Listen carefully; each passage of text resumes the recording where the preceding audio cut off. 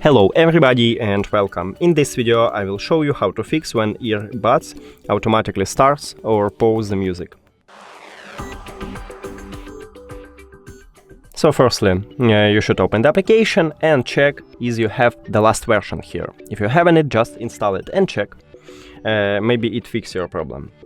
Also, maybe it's a problem with your player, so if you use Spotify, firstly I recommend it to remove it from the cache and open it again.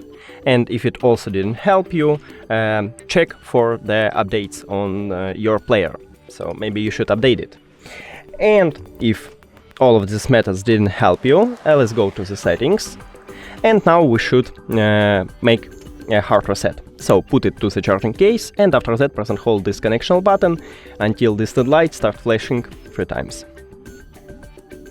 Here we go. Now we should remove it, so click the information icon or settings icon. Forget this device, forget device. Also don't forget to click pair new device on your Android.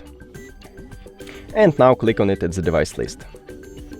That's it. Thank you for watching this video. If you found it helpful, please consider subscribing to the channel and leave the like on the video. It's really important to us. See you later.